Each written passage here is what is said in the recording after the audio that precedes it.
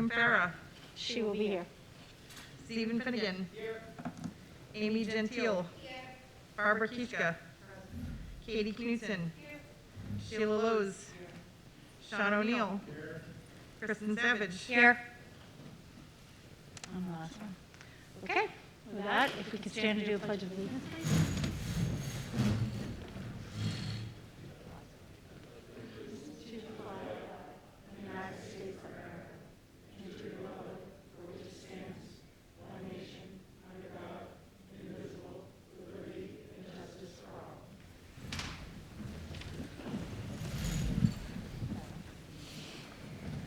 Okay, next order of business is the approval of the minutes from January 20th. Everyone has them in their packet. Are there any questions, corrections? Motion by Sean to approve. Second by Sheila. All those in favor? 1, 2, 3, 4, 5, 6. Opposed? Abstaining? 2. 602. Motion passes. Extension, I wasn't here. I was. Sorry. That's okay. How many is an extension? So we're going to go 503. How's that? Okay. I was trying to count and read that at the same time, Brian, so thank you for catching it. All right. All right, moving on. The next order of business is delegates and individuals. And we have one tonight, and that's Nolan Pelletier, if he can come to the microphone.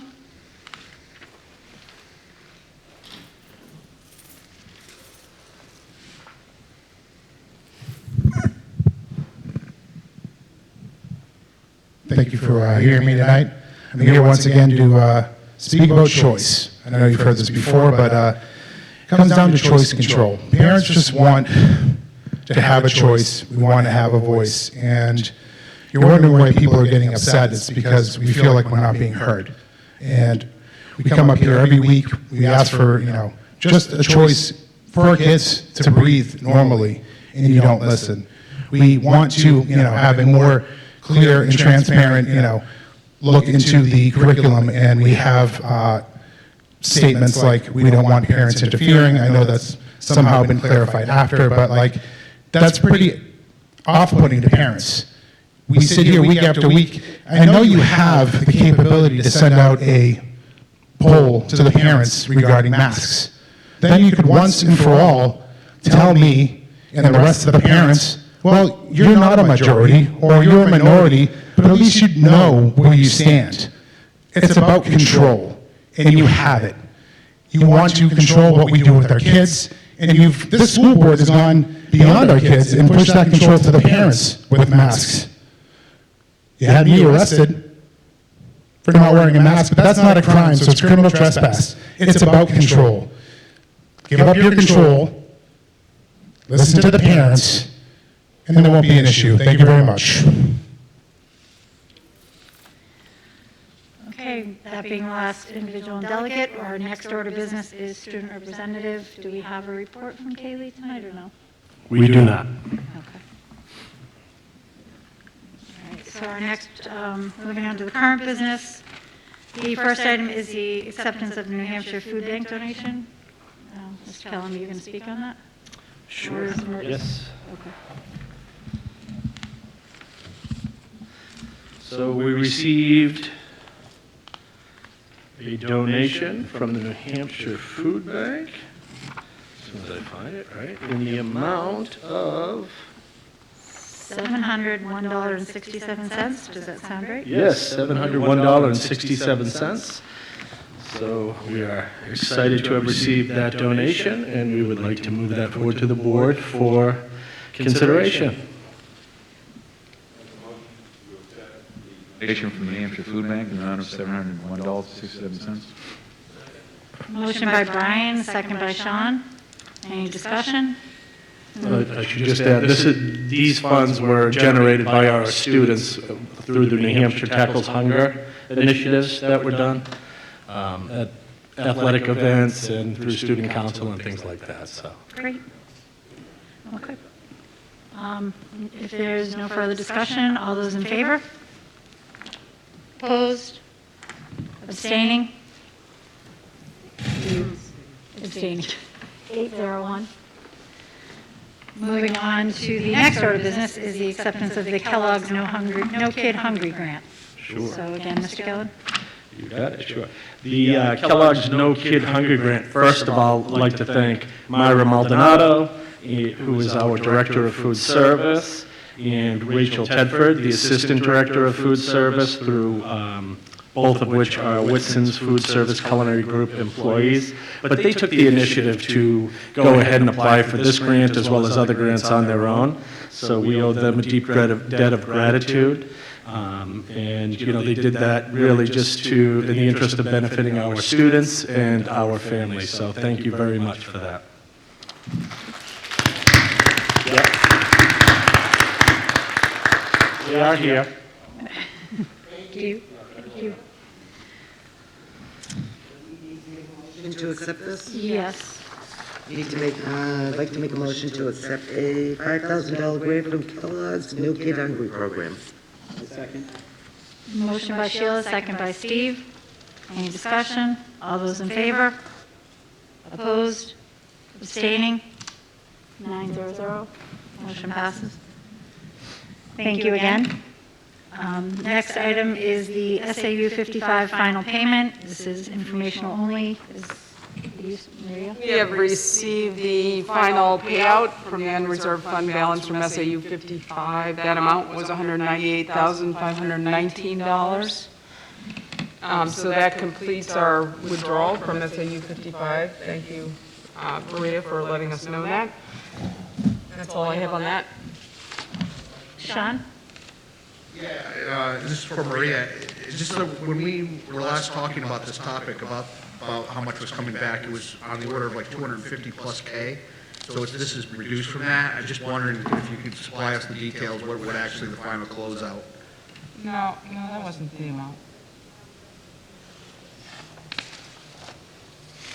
Okay, but if I can get a complete accounting of that, just, you know, how this number was generated and so forth. Yeah, it's the final balance from the audited financial statements that I presented to you like about a month ago. And the amount was actually $186,000. And once they close like all the accounts, actually this is still remaining, they left a $3,000 balance just for the closing of the accounts. And we will get whatever is left from that. I think it was there 250, it was 186,000.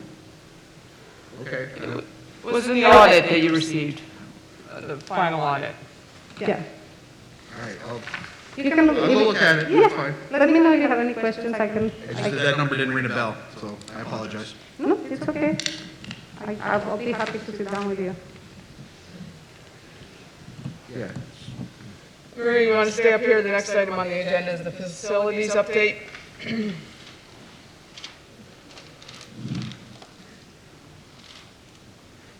So I guess the first thing on the facilities update is the C-Power energy curtailing payment. So for those that don't remember, what we did was we have metered the pack, correct? The pack, the middle one. Yeah, and what happens is when there's high energy usage, they contact us so that we can power down some, so that we essentially get a rebate from that. We've already gotten $6,000. It was really no cost to us.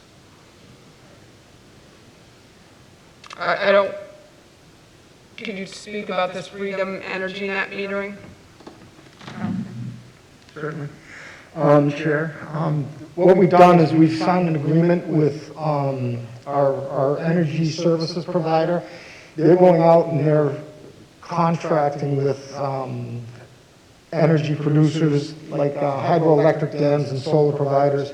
We signed on to purchase a portion of our electricity from hydroelectric dams in the area, and because they don't really get much money when they sell it back to the grid.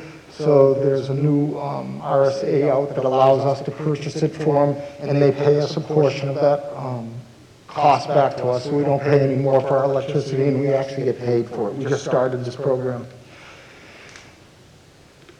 So we're getting paid to use economical energy. Great, thank you. There are various project updates on here. I'd like to point out the lighting upgrade is about 85% complete. I think the cost of that was around $200,000? Yes, ma'am, and that's just these buildings. These buildings are about 80% full, completed, and he's getting, we're in the process of getting the rebates sent to us now. Okay, great. So we're switching everything over to LEDs in the district with a payback of probably under 3 years in savings base after we get these rebates, so it's a short payback. Does anybody have questions, Sheila? Good statement, so.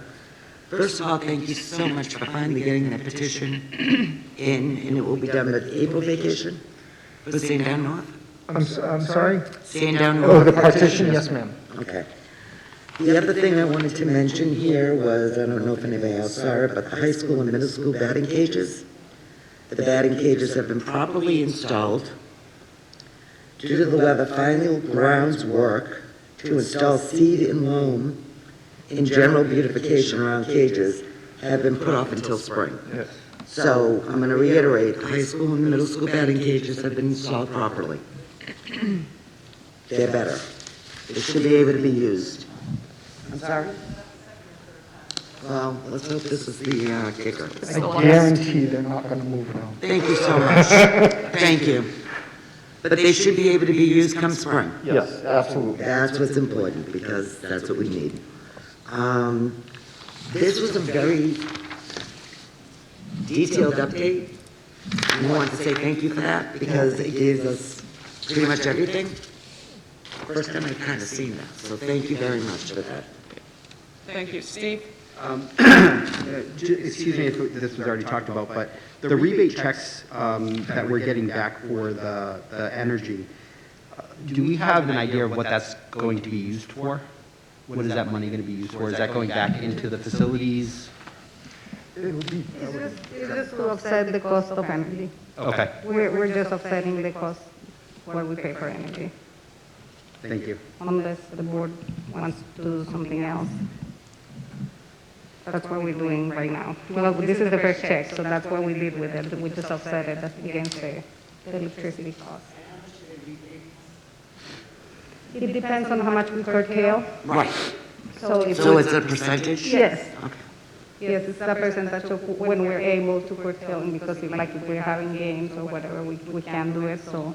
Perfect. Okay. And for the hydroelectric, the net metering, we're getting .005 cents per kilowatt hour. Going to be applied to? I do not. We're going to get about $5,000 a year. That's what I'm looking for. Any other questions on facilities? Nope. Okay. Thank you very much.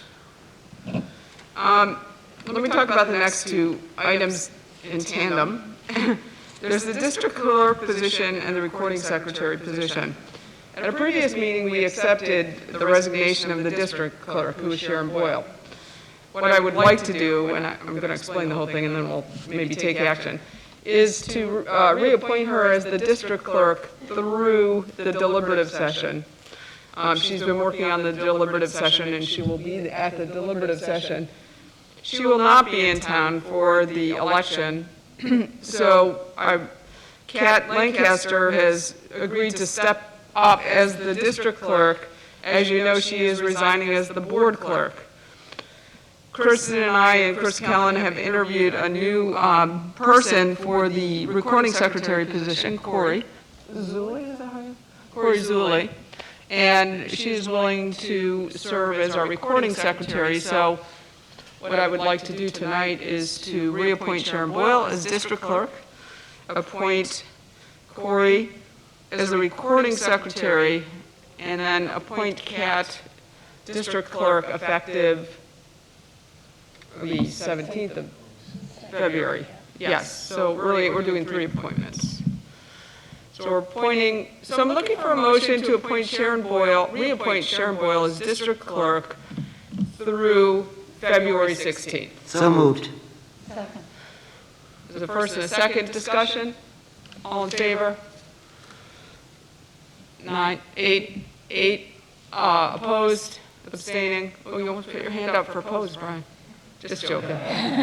Okay. So that reappoints Sharon through the 16th. Now I would like to appoint Kat Lancaster as district clerk effective February 17th. Seconded. Sheila and Kristen, seconds, all in favor? 9-0. Okay, moving on then, I would like to I would like a motion to appoint Corey Zulli as recording secretary for the board. Sheila? Seconded. Kat, seconds, all in favor? And Kristen. 9-0. Yeah. Sorry, I had Kat in my mind because I was thinking of recording service. Okay, sorry. Okay. Thank you, all right. We were 9-0 on that. Okay, so. Welcome, Corey. Yes, Corey, thank you. And Kat is going to be working with Corey, and Sharon is going to be working with Kat, so we have a smooth transition as we rearrange our clerks here. And we will just, at the reorganization meeting and the second meeting in March, we will need to reappoint because that's typical of the reorg meeting. So this is just a short appointment, and then we'll reappoint. The next item on the agenda is the Smart Pass system. Do you think I should just read this so people? If you want, it's. Maybe I just need to read. Students and staff access the Smart Pass from their school-provided device. They do not need a personal device, though there's an app by student that can be used by students and staff. There was some concern that the school was tracking, but the Smart Pass system really allows greater accountability where students should be during class periods. It does not use GPS tracking of systems, but automates the where and when of students who are using a pass, and it gives administration and monitors access in real time to where students should be, and allows for greater safety and accountability during the class period for all students. Any questions on that? Katie? Hang on, Sheila, I can't hear you. Katie? So essentially, if say a student has to go to the bathroom, they go to their teacher, and essentially their teacher just kind of like logs them out that they're going to the bathroom, and then when they come back, they check back in. So how does that work exactly? So how it works currently is usually a sheet, like a login sheet at the class, and if a student needs to go out, they go in, they write down their name and where they're going, which is then visible to anybody else in the class. So how this works is the student will log into their school-issue Chromebook, or there's something there, and they just type in a request, I need to go to the bathroom. And then it pops up on the teacher's Chromebook, and the teacher can just click, okay, like verify that they can do this and that they can go or not. And that's pretty much it. So it's just a system this way, and then the student leaves and has so much time to go and come back to the classroom. So then, So it's aware. So then, if someone stopped them in the hallway, they said they have access. So does someone have like a master Chromebook that they can see everything? Yeah. Okay.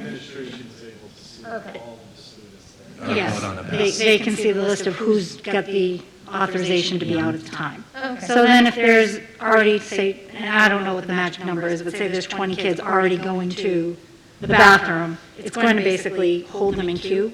So we don't have 50 kids all out in the hallways in the bathroom at the same time. Okay. So, things like that. But it's also more privacy for the kids if they have to go to the nurse, or, they have to go down to administration or whatever.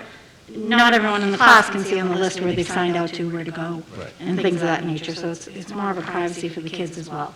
But all it's doing is keeping track of which kids have left classrooms at which time and where they went and whatnot. So that's all. Okay, makes sense. If they haven't arrived at, other than the bathroom, but let's say I put that I'm going to the nurse's office, if they've not arrived there, administration, after, it times out after several minutes, administration would be able to see that. They can check with the nurse, is Katie there? Oh, yes, she is. Okay, make sure you just click that on your Chromebook or whatever. And if not, no, okay, then they'll know, okay, we'll give it a minute or so, or start looking. Okay, makes sense. Thank you. Okay, Barbara? Yeah, and I just wanted to get back to one of the reasons why we need the Smart Pass. I was reviewing the check register, and I saw a $2,000 bill from Ruderman, and here's the description of what they did after the kids trashed the bathroom in the high school. TRHS, room 600, remove and reset toilet and gender bathroom to gain access to line. Snaked cleaned 4-inch line out with two 200-foot cables, extra time spent on snaking line and called for jet sprayer and water jet main line from sewer manhole near trainer classroom up line to clear line. Entered manhole to remove pieces of cast iron pipe and manhole invert. I mean, this is a nasty, horrible thing that we're doing to our poor custodians and the maintenance people. And this is the Smart Pass I hope will help. Okay, thank you. Anything else on that? Okay, moving on to PAC positions. I don't see anything in the agenda packet on this. Did you just want to speak to this? Yeah, sure. So we've had some conversations in previous meetings about the PAC positions, and I think I want to try and clarify some of the statements that I've made. It seems to be a two-part question. Mrs. Lowe's had moved this forward to be considered to remove the interim titles from Mr. Schweiss and Mr. Constantino's respective titles. So currently, Mr. Constantino is the Director of the Performing Arts, and Mr. Schweiss is the Director of Music for the district. One of the things that was discussed last time was the need to continue with the middle school band director. But having met with Mr. Schweiss and Mr. Constantino, but with Mr. Schweiss, he's provided me a wealth of information, and then also Mrs. Watkins with information regarding the budget.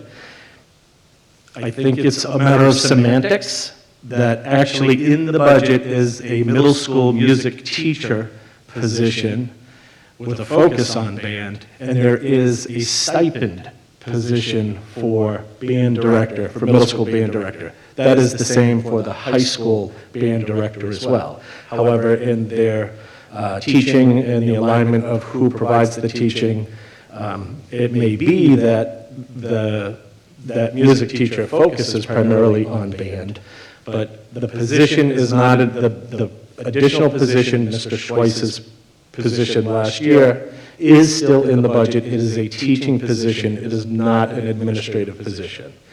Mr. Schweiss assumed the administrative position of Mr. Di Bartolomeo. So hopefully that clears up the confusion that I think due to the semantics. So at this time, there's a lot of information that would suggest perhaps we will still need to have that middle school music teacher and that stipended middle school band position. However, I think it would be prudent to wait until a little bit later in the spring, not late spring, but probably in March, April, to really make a more informed decision based on student enrollment in the band. The projections that we have do indicate that it is likely that we will need that position, compounded by the fact that Mr. Schweiss is currently teaching 60% of his time is spent teaching, where his current contract indicates that he should be teaching 40% of the time. So as we continue to look at those numbers, it'll be important to make sure that, based on enrollment and other factors with regard to the logistics of the music teaching, the music department and the teaching requirements, we should just look at that more thoroughly and be sure that that's in fact what we need to do with regard to organization of that position. However, I have spent quite a bit of time with Mr. Schweiss and Mr. Constantino discussing their visions and plans for the performing arts here in Timberlake. And I will say this, they have incredible, they're inspiring. I'm inspired by their knowledge, their enthusiasm, their incredible commitment to the school district, this school district. They've both been here for a number of years. And most importantly, really, their commitment to our students is exceptional. And with the vision on providing the best possible programs we can with respect to the performing arts for those students. As we all know, we greatly value the quality of instruction and opportunities that we provide our students, and they are absolutely leading that, and they're at the forefront of it at all times. So if it's appropriate, I would recommend at this time that we remove the interim titles from their current titles and then look to the future to make a more informed decision about whether or not we need to fill that other middle school position.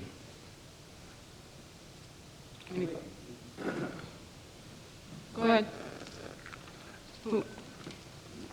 Sheila, if you have questions? Questions or comments? Mr. Schweiss and Mr. C, are you agreeable to this?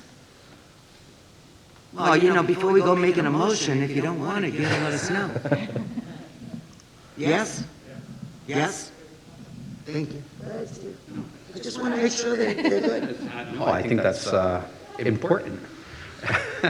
I will make a motion to remove the interim title to both Mr. Schweiss and Mr. C's current title. Okay, is there a second?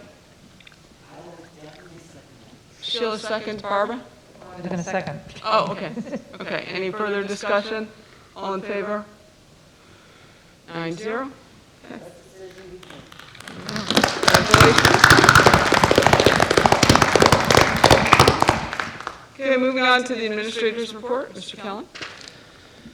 Okay. So some might be aware, we continue to have some challenges with regard to our heating, but we have been able to resolve it. We haven't had major outages other than during the storm. Of course, you know, Carl and I did talk about that, and I have zero expertise in this other than my assumptions are just that with the amount of wind that was likely coming back drafts, you know, coming through the vents that in the SAU office, and perhaps that was the case at Sandown Central. I don't know if we've learned anything more. But the good news was, you know, challenges like that always present opportunities. So both Carl and I headed out to Sandown Central on Monday morning. And, you know, while Carl was really doing work and making sure things were happening, I was able to spend some time in the kindergarten classrooms, which was a great opportunity for me. I had a great time. I was even able to participate in some of the centers with the students. And it's just a really exciting opportunity to see our 5-year-old students, our kindergarten students, and the way that they approach the learning, the structure, the organization. It was really a great testament to all the great work that the folks at Sandown Central, TLC, are doing with our students. It was a great time. So thank you to all the Sandown staff and students for making my day that day, I can tell you that. We are working on middle school and high school drop-off and pickup. We've made some improvements. We've provided some information out there most recently, and we will continue to provide information. We're trying to take it in a step-by-step systematic approach where we're able to make some adjustments as we see fit. We've met with the Plastow Police Chief Kane, with Officer Schiavone, a number of people, the administration, and we've come up with some system remedies. I'm excited to report that, one, we have interviewed and we have a new crossing guard / traffic control person starting next week. I will be happy to relinquish my role there. Last name's not Kellen, right? It is not. It is not. Her last name, in fact, is not. And, you know, just a couple of things with it. We're going to be adding some signage, temporary, you know, movable signage that we can bring in and out. But it's important to know just a couple of simple reminders right now, actually.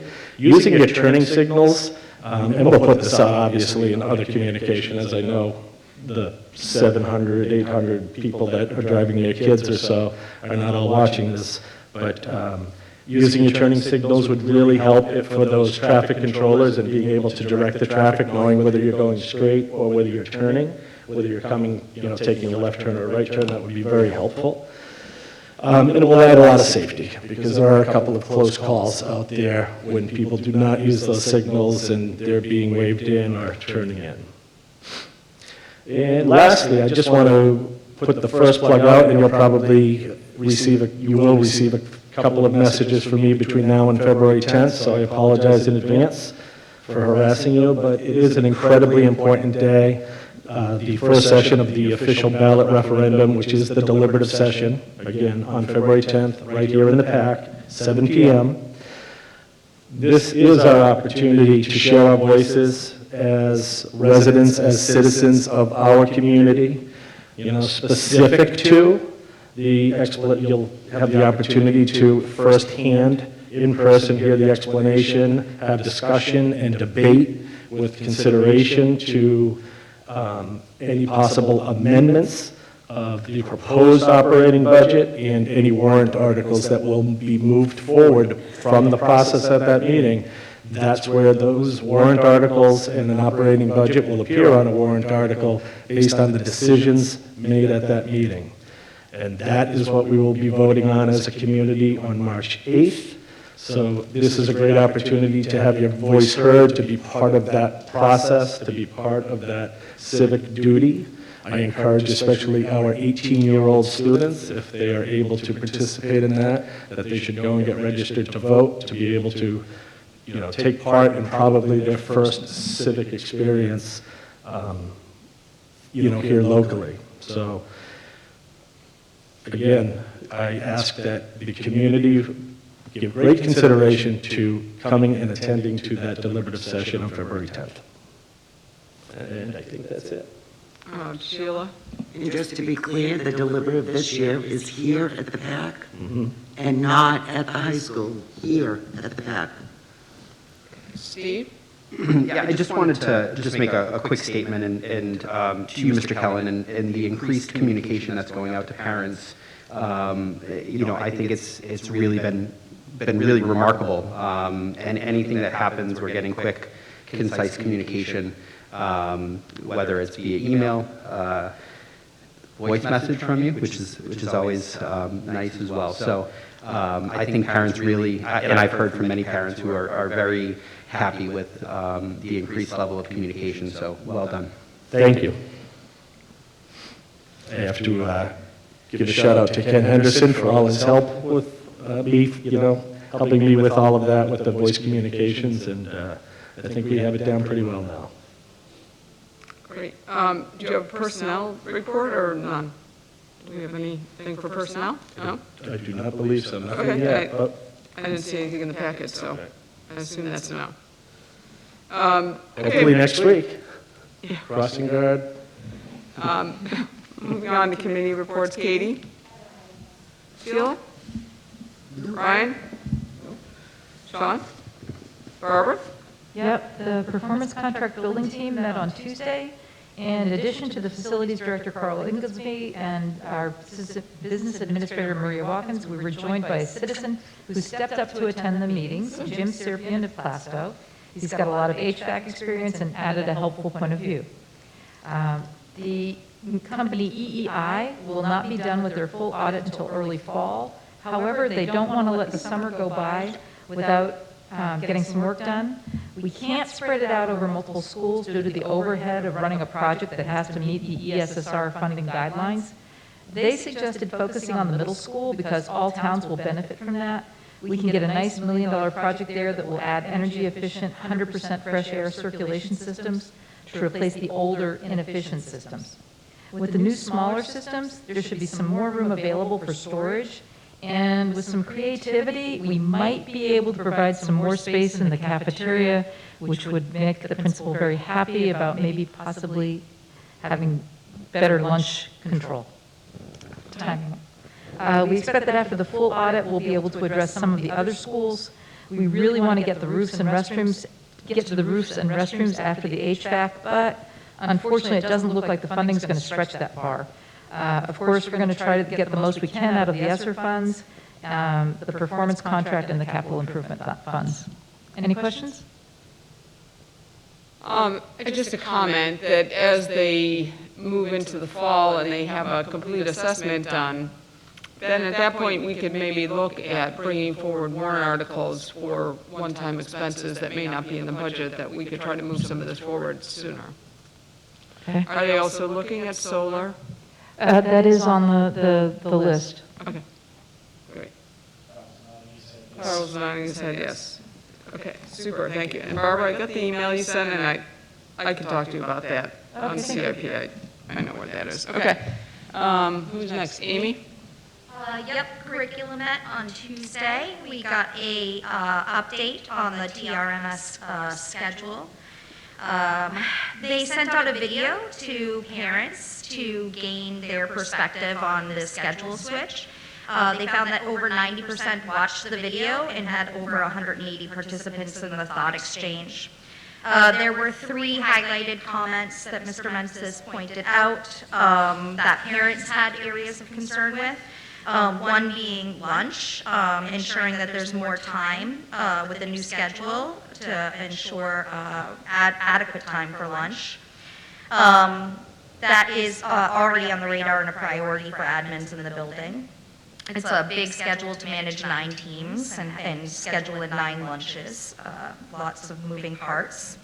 The second concern was that all 4 core classes might result in more homework for students, and teachers are cognizant of this as well, and as they start to plan for next year, are coordinating as teams.